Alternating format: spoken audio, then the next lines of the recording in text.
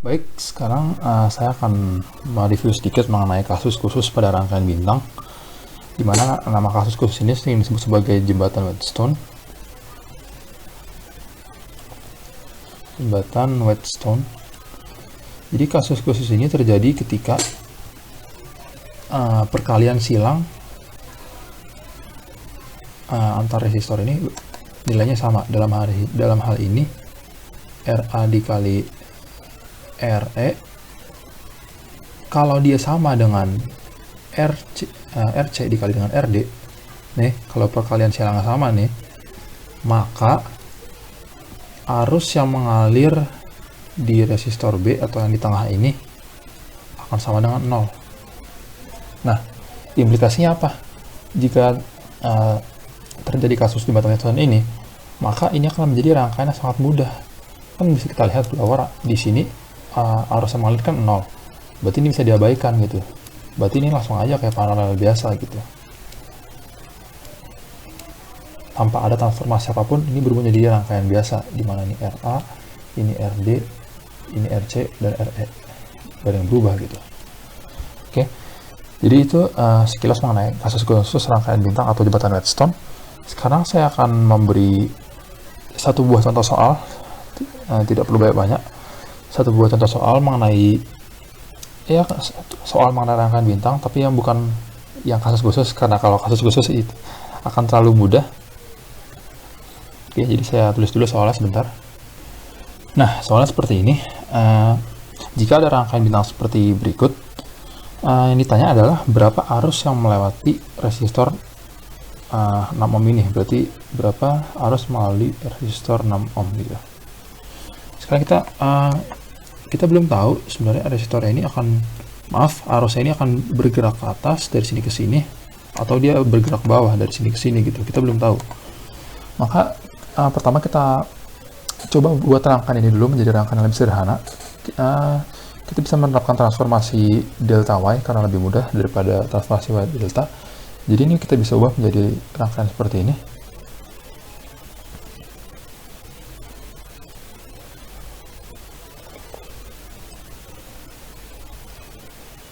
Oke. Dimana kalau kita menerapkan ini, misalkan ini R1, ini R2 dan R3.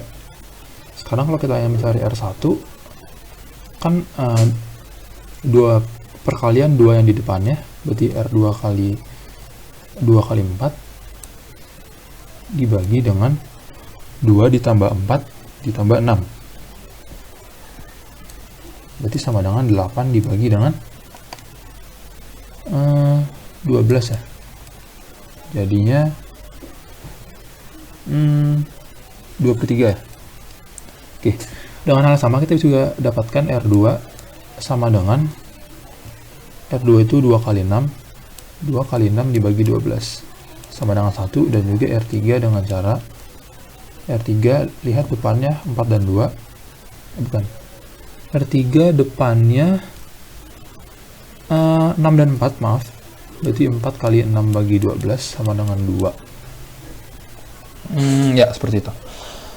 Jadi sekarang ini kalau kita ingin hitung hambatan totalnya, berarti ini sama saja dengan seperti ini. R1 yang mana nilainya 2/3 diparalelkan dengan, kita langsung jumlahkan saja. Kan ini tadi kita dapatkan R2 1. Ini masih sama 5. Berarti ini jadinya 6.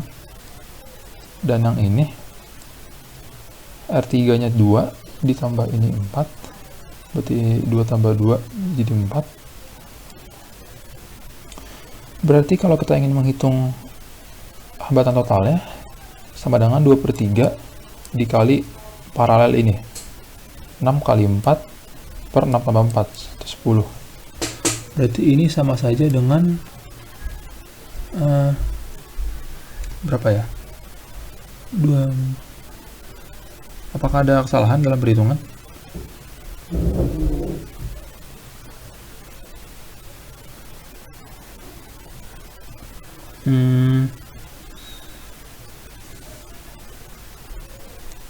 Oh, maaf, ini bukan dikali tapi di jumlah. 2/3 ditambah 6 kali 4 per 10, maaf. Berarti 2/3 ditambah 2,4 sama saja dengan ini kan 2/3 ditambah 24 per 10, 24 per 10 itu kan samanya 12 per 5, berarti sama aja 10 ditambah 36, berarti 46 dibagi 15. Oke. Sekarang kita ingin mencari arus yang mengalir di sini atau I rangkaian dengan cara sama dengan V per R, berarti 23 dibagi 46 dikali 15 sama dengan 15 per 2 ampere. Oke. Jadi kesimpulannya arus yang mengalir di sini itu sebesar 15 per 2 ampere. Nah, sekarang kita ingin mencari V paralel ya. Untuk mencari V paralel, kita V paralel sama dengan I paralel yang sama dengan 15 per 2 dikali R paralel. Berarti sama dengan 15 per 2 dikali 12 per 5. Ini sama saja dengan ini 3, ini 6, berarti 18 volt. Oke. Berarti kesimpulannya di sini dan di sini voltasenya sama, yaitu 18 volt. Sekarang kita cari berapa arus yang mengalir di masing-masing. Ini bisa kita hapus. Oke.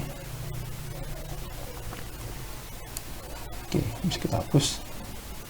Kita dapatkan tadi 18 volt. Berarti kita ingin mencari, ya let's say ini kan tadi masih 5 ohm dan 2 ohm. Sekarang kita ingin mencari arus yang mengalir di sini.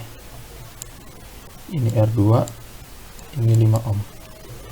Yang ini nih. Maaf, yang ini. Oke. Ini kan kalau kita cari R totalnya tadi kita dapat 2 ditambah, maaf, R2 tadi 1 ya. 1 ditambah 5 kan berarti 6. Berarti I sama dengan V per R.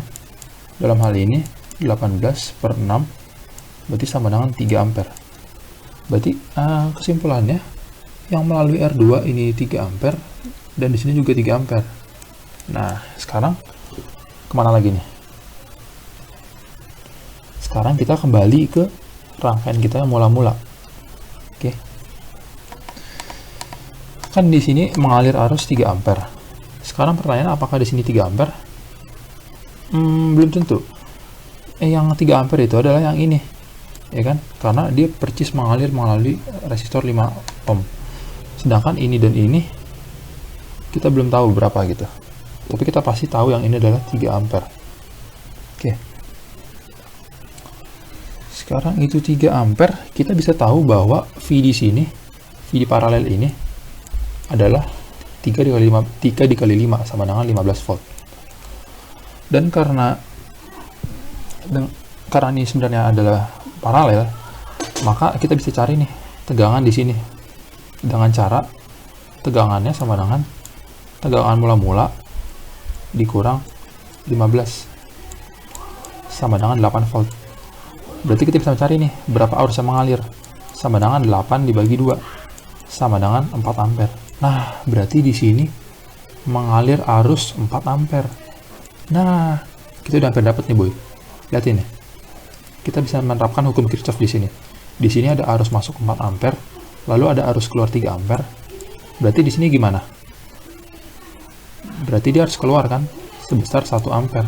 Nah, berarti kesimpulannya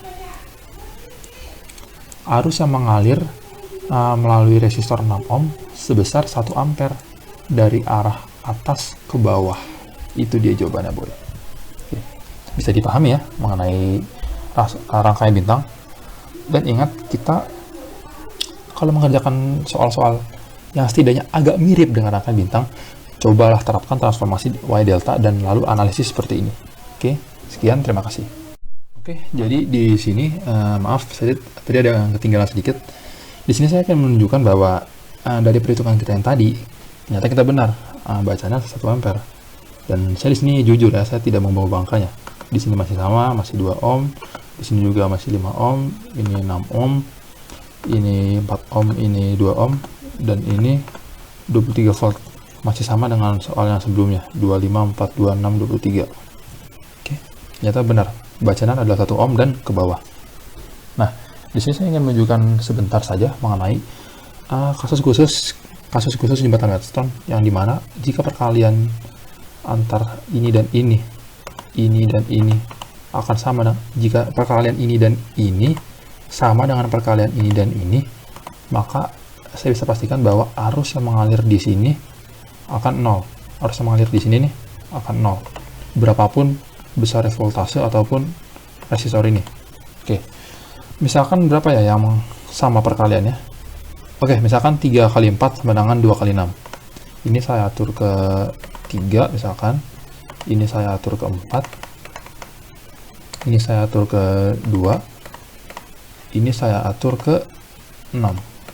Nah, betul kan? Ternyata bacaannya adalah 0 ampere. Dalam kata lain, tidak ada arus yang mengalir. Dan ini berlaku meskipun ini, misalkan di sini resistasi kita tinggikan, mau dia 120 ohm maupun 0 ohm, tidak berpengaruh. Tetap saja tidak ada arus yang mengalir. Dan ini juga tidak berpengaruh pada berapapun baterai yang kita pasang. Mau kita pasang voltasenya kecil ataupun voltasenya sangat besar sampai terbakar, dia akan tetap sama. Tidak ada arus yang mengalir melalui kabel yang tengah ini. Oke, jika perkalian silangnya sama.